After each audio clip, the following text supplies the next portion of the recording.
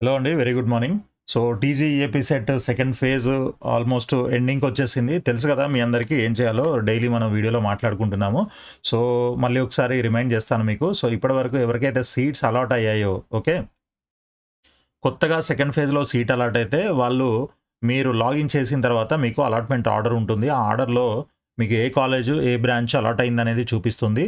So, దాన్ని మీరు ఆహ్, యాక్సెప్ట్ చేయాలి. యాక్సెప్ట్ చేసి ఫీజ్ పే చేయాల్సి ఉంటుందనమాట. మీకు అక్కడ ఫీజు కూడా ఎంత పే చేయాలనేది చూపిస్తుంది. అసలు ఫీజ్ ఎంత ఉంది? మీకు రీయింబర్స్‌మెంట్ ఉందా? లేకపోతే ఎంత మొత్తం ఓవరాల్‌గా మీకు ఫైనల్‌గా మీరు పే చేయాల్సింది ఎంత అనేది చూపిస్తుంది. ఆ చూపించిన అమౌంట్ మీరు అందులో పే చేసి ఆ తర్వాత సెల్ఫ్ రిపోర్టింగ్ కూడా కంప్లీట్ చేయాల్సి ఉంటుందనమాట. సో, ఈ 2 ప్రాసెస్ కంప్లీట్ చేసి ఈ రెండిటిని ప్రింటౌట్లు తీసుకోండి. ఫీజు పే చేసింది, అలాట్‌మెంట్ ఆర్డర్, ఆ తర్వాత జాయినింగ్ రిపోర్టు. ఈ 3 ప్రింటౌట్లు తీసుకొని వాటితో పాటు మిగిలిన సర్టిఫికేట్స్ ఏవైతే ఉంటాయో అవన్నీ కూడా ఒక 2 సెట్‌లు జిరాక్స్ మొత్తం అన్నీ 2 సెట్‌లు తీసుకొని జిరాక్స్ తీసుకొని టీసీ కూడా ఒరిజినల్ ఇమ్మని ఇక్కడ మనకు క్లియర్‌గా మెన్షన్ చేశారనమాట. Original TC. సో, ఇవన్నీ తీసుకొని మీరు కాలేజ్‌కి వెళ్ళి ఫిజికల్ రిపోర్టింగ్ కూడా చేయాలి. ఫిజికల్ రిపోర్టింగ్ చేయడానికి మీకు ఆగస్టు 2వ తారీఖు వరకు టైం ఉంది. బట్ ఆన్‌లైన్‌లో పేమెంట్ అండ్ సెల్ఫ్ రిపోర్టింగ్ చేయడానికి మాత్రం మీకు ఆగస్టు 1 వరకే టైం ఉందనమాట. అంటే రేపటి వరకు మాత్రమే టైం ఉంది. ఓకే. సో, ఇక ఎవరైతే సీటు రాలేదో వాళ్ళు మూడో ఫేజ్ కోసం వెయిట్ చేయడం తప్ప ఇంకా వేరేది చేసేదేం లేదు. ఇన్ కేస్ కొంతమందికి ఫస్ట్ ఫేజ్‌లో సీటొచ్చి సెకండ్ ఫేజ్‌లో కూడా అప్‌గ్రేడ్ అయింది అనంటే వాళ్ళు కూడా ఆహ్, ఆ అప్‌గ్రేడ్ అయిన తర్వాత అలాట్‌మెంట్ ఆర్డర్ ఒకటి ప్రింటౌట్ తీసుకోండి. దాంట్లో ఏమైనా డిఫరెన్స్ ఫీజ్ ఏమైనా చూపిస్తే అది పే చేయండి. చేసి సెల్ఫ్ రిపోర్టింగ్ చేయండి. చేసిన తర్వాత ఫిజికల్ రిపోర్టింగ్‌కెళ్ళండి. ఓకే. ఇన్ కేస్ కొంతమందికేమో కాలేజ్ ఏం మారలేదు. అదే కాలేజ్ ఉంది. సో, అదే కాలేజ్ ఉన్న వాళ్ళు, అదే బ్రాంచ్ ఉన్న వాళ్ళు మీరు అయినా కూడా అలాట్‌మెంట్ ఆర్డర్ మళ్ళొకసారి ప్రింటౌట్ తీసుకోండి. దాని తర్వాత జాయినింగ్ రిపోర్ట్ మీరు ఆల్రెడీ సేమ్ కాలేజ్ కాబట్టి మీరు ఆల్రెడీ చేశారు. దాన్ని కూడా ఒక ప్రింటౌట్ తీసుకోండి. ఫీజు పే చేసింది కూడా రిపోర్ట్ అది మన ప్రింటౌట్ తీసుకోండి. ఇవన్నీ తీసుకొని యాజ్ యూజువల్‌గా మీరు కూడా కాలేజ్‌కి వెళ్ళి రిపోర్టింగ్ చేయాలన్నమాట. సో, ఇక అసలు సీట్ రాని వాళ్ళు చెప్పాను గదా!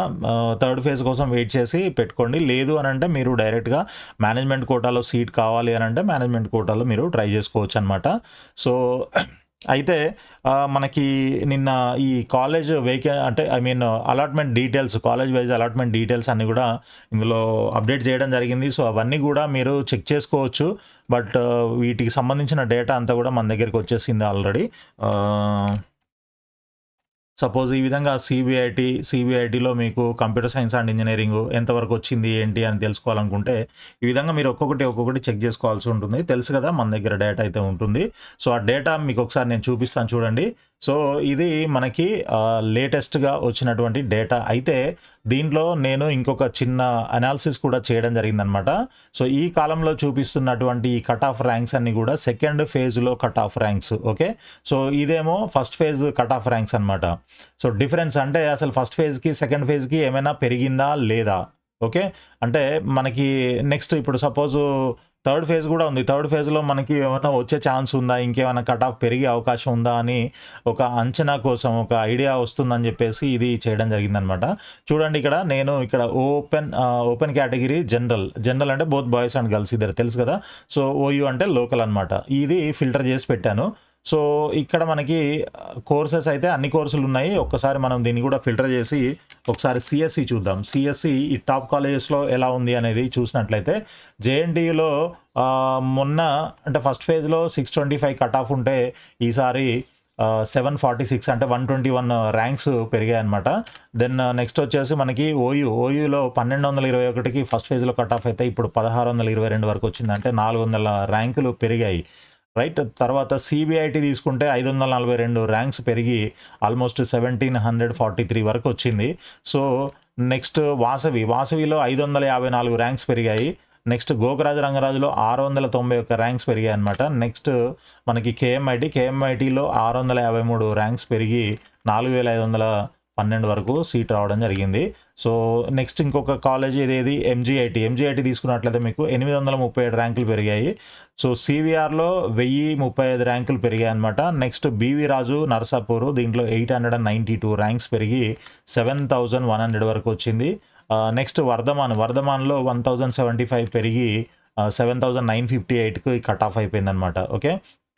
సో ఆల్మోస్ట్ మనకి ఎంవిఎస్ఆర్లో 851, శ్రీనిధిలో 1621, ఓకే, అనురాగ్లో 342, ఎన్జిఐటిలో 645. ఈ విధంగా మనకి ఆల్మోస్ట్ టాప్ 10 కాలేజీల్లో 10,000 వరకు కూడా సీట్ వచ్చింది అప్రాక్సిమేట్గా. ఇక గీతాంజలి చూడండి, గీతాంజలిలో 12,475 వరకు వచ్చింది సెకండ్ రౌండ్లో, అంటే 500 ఫస్ట్ రౌండ్ నుంచి 500 ర్యాంకులు పెరిగాయి. ఇక ఐఏఆర్ఈ చూడండి, ఐఏఆర్ఈ అయితే మీకు జస్ట్ 330 మార్కులు ర్యాంకులు పెరిగాయి. నీల్ గోగటేలో 645 పెరిగి 10,585 వరకు వచ్చిందనమాట. సో ఈ విధంగా మనకి సిఎస్సికి సంబంధించి ఓపెన్ దాంట్లో ఉన్నాయన్నమాట. ఒకసారి సిఎస్ఎం కూడా చూపిస్తాను చూడండి.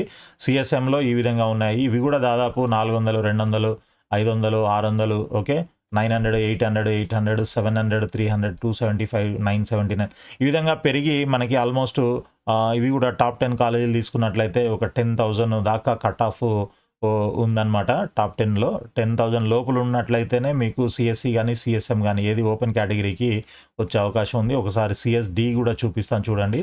సిఎస్డిలో అయితే మనకి 300, 500, 900 ఇలా పెరిగి ఆల్మోస్ట్ ఇక్కడ వరకు తీసుకున్నట్లయితే ఒక 10, 11, 12,000 వరకు కూడా సీట్ వచ్చిందనమాట. ఇక్కడ చూడండి, ఇక్కడ -4,000కి వెళ్ళిపోయింది. లాస్ట్ టైం అంటే ఫస్ట్ ఫేజ్లో 15,655 వరకు వస్తే కేయూ వరంగల్లో ఇప్పుడు 11,000కే అది రిస్ట్రిక్ట్ అయిపోయింది. అంటే దాంట్లో ఈ లాస్ట్ ర్యాంక్ క్యాండిడేట్ వదిలేసి వెళ్ళిపోయి ఉండొచ్చు, లేదనంటే ఇంకా ఏదైనా జరిగి ఉండొచ్చు. అందుకనే ఇది 11,000కే కట్ ఆఫ్ అయిపోయింది.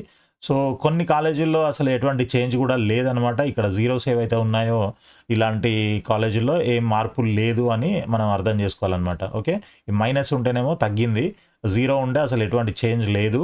అండ్ ఇక్కడ మైనస్ లేదు అని అంటే మీకు పెరిగిందనమాట. ఫస్ట్ ఫేజ్ కంటే సెకండ్ ఫేజ్లో ఇంత ర్యాంకు పెరిగిందనమాట. ఇది డిఫరెన్స్ అనమాట.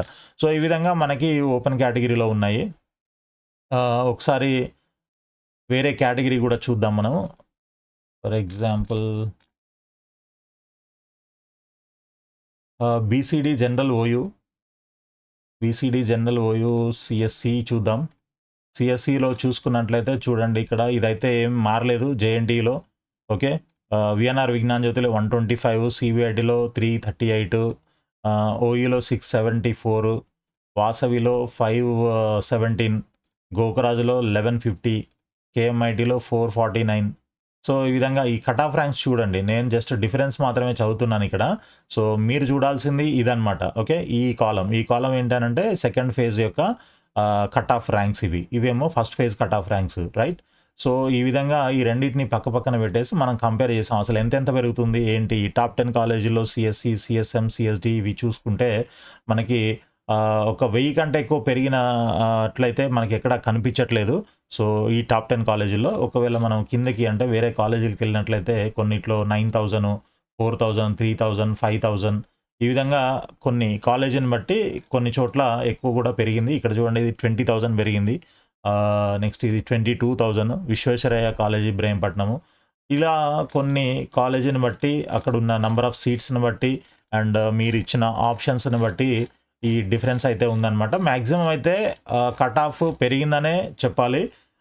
చాలా వరకు అయితే 80-90% బ్రాంచెస్లో ఆప్షన్స్లో పెరిగాయి, కట్ ఆఫ్లు అయితే పెరిగాయి ఆల్మోస్ట్. సో మరి ఇది థర్డ్ ఫేజ్కి పెరుగుతుందా అని అంటే ఇది ఎగ్జాక్ట్గా అంటే ఇప్పుడు సెకండ్ ఫేజ్లో పెరిగినంత పెరగకపోవచ్చు, కొంతవరకు అయితే పెరుగుతుంది. కానీ ఇప్పుడు ఫస్ట్ ఫేజ్ నుంచి సెకండ్ ఫేజ్కి ఎంత పెరిగిందో అంత అయితే పెరగకపోవచ్చు. ఎందుకనంటే ఫస్ట్ ఫేజ్లో సీట్ వచ్చినా కూడా వదిలేసిన వాళ్ళు చాలామంది ఉన్నారు. సో వదిలేసి మళ్ళీ సెకండ్ ఫేజ్లో ట్రై చేశారు. ఇప్పుడు సెకండ్ ఫేజ్లో ఉన్నటువంటి కండిషన్ ఏంటి అని అంటే ఫిజికల్ రిపోర్టింగ్ అనేది కంపల్సరీ అనమాట. Okay, online reporting, physical reporting రెండు కంపల్సరీ. సో ఈ కండిషన్ వల్ల చాలామంది ఇంకా రిస్క్ తీసుకోవడం ఎందుకు అని చెప్పేసి మేనేజ్మెంట్ కోటాకి వెళ్ళే ఉద్దేశం లేకపోతే వాళ్ళు ఇప్పుడు వెళ్ళి ఫిజికల్ రిపోర్టింగ్ కూడా కంప్లీట్ చేసి సీట్ని సెక్యూర్ చేసుకుంటారు. ఓకే, రిజర్వ్ అయిపోతుంది అనమాట సీటు. ఆ విధంగా అందరూ సీట్లు కన్ఫర్మ్ చేసుకుంటే మనకి తర్వాత అంటే మిగిలే సీట్లు కొంచెం తగ్గుతాయన్నమాట. ఫస్ట్ ఫేజ్లో మిగిలిన సీట్లు మిగలవు. సో ఇప్పుడు థర్డ్ ఫేజ్కి కట్ ఆఫ్లు మరి ఇప్పుడు సెకండ్ ఫేజ్లో పెరిగినంత అయితే పెరగకపోవచ్చు. ఓకే, ప్రాబ్లమ్ మేజర్‌గా ఏంటంటే ఇప్పుడు ఈ టాప్ కాలేజెస్ ఏవైతే ఉన్నాయో వీటిల్లో అంతగా పెరగవు అసలు మాక్సిమం. ఎందుకనంటే టాప్ కాలేజీలో వచ్చినవైతే 100% కన్ఫర్మ్ చేసుకుంటున్నారు. నా దగ్గరికొచ్చిన పేరెంట్స్ కూడా అవే చెప్తున్నారనమాట. సో, ఏ బ్రాంచ్ వచ్చినా కూడా చాలామంది తీసుకుంటున్నారు కోర్ బ్రాంచెస్ కూడా. ఓకే. సో, ఇది మనకి ఈ విధంగా కట్ ఆఫ్స్ అయితే పెరుగుతున్నాయి. కాబట్టి మీరు కూడా రిస్క్ చేయకుండా ఓకే. ఈ సీట్‌నైతే కన్ఫర్మ్ చేసుకోండి. ఇప్పుడు ఒకవేళ మీరు ఈ సీట్ వదిలేసినా, క్యాన్సిల్ చేసినా మీరు నెక్స్ట్ రౌండ్‌కి ఎలిజిబుల్ కారు. ఓకే. మీరు థర్డ్ ఫేజ్‌లో ఆప్షన్స్ పెట్టుకోవడానికి ఛాన్స్ ఉండదు. కాబట్టి మీరు ఇప్పుడే అంటే ఏ కాలేజ్ వచ్చిందో మీరు కొంచెం ఓకే అనుకున్నా కూడా వెళ్ళి ముందు కన్ఫర్మ్ చేసుకోండి. లేదు నాకసలు ఇలాంటి కాలేజీలు వస్తే నేను చెయ్యను. నేను మేనేజ్మెంట్ కోటాలో సీట్ తీసుకుంటా అంటే ఓకే. No problem. ఇది వదిలేసి మీరు డైరెక్ట్‌గా మేనేజ్మెంట్ కోటాకి సీటు మాట్లాడుకొని అది కన్ఫర్మ్ చేసుకోవచ్చు. లేదు మీరు మేనేజ్మెంట్ కోటాకి వెళ్ళే ఉద్దేశం లేదు. కంపల్సరీ మనకు కౌన్సెలింగ్‌లోనే ఏదో ఒకటి కావాలి. ఎందుకనంటే ఫీజ్‌కే చేయాలి లేదా రియంబర్స్‌మెంట్ ఉంటుంది మనకి అని అనుకున్న వాళ్ళు ఖచ్చితంగా ఈ ప్రొసీజర్ మాత్రం కంపల్సరీ ఫాలో అవ్వాలన్నమాట. ఏది అలాట్‌మెంట్ లెటర్ ఇందాక నేను చెప్పాను కదా! ఆ ప్రాసెస్ అంతా కూడా మీరు ఖచ్చితంగా చేయాలి. Online reporting plus physical reporting 2 చేస్తేనే మీ సీట్ అనేది కన్ఫర్మ్ అవుతుంది. ఓకే. సో, ఈ ప్రాసెస్ అంతా కంప్లీట్ చేసి మీ సీట్ సెక్యూర్ చేసుకోండి. ఓకే. రైట్. మనము ఒకవేళ మీకు చెప్పాను కదా! కింద స్క్రోలింగ్ చూడండి. ఒకవేళ ఈ ఫైల్‌కి సంబంధించినటువంటి డీటెయిల్స్ అంటే ఈ ఫైల్ ఏమైనా కావాలి పీడీఎఫ్ మీ ర్యాంక్‌ని బట్టి, కేటగిరీని బట్టి అని మీరు అనుకుంటే ఒకవేళ దానికి సంబంధించి మీ డీటెయిల్స్ అన్నీ మనకి వాట్సాప్ చేయండి. సో దట్ మీ ర్యాంక్‌ని బట్టి, మీ కేటగిరీని బట్టి మీకు ఫైల్ పంపియడం జరుగుతుంది. దానికి ఫ్రీ అయితే కాదు. కొంత చార్జెస్ అయితే ఉంటాయి. సో, ఓకే అనుకుంటే మాత్రమే పంపియండి. ఓకే అండి. So, thank you for watching the video. వీడియోని లైక్ చేసి మీ ఫ్రెండ్స్ కూడా షేర్ చేయండి. ఇదంతా మీకు యూజ్ అవుతుందని అనుకుంటున్నాను. ఆల్ ది బెస్ట్ అండి.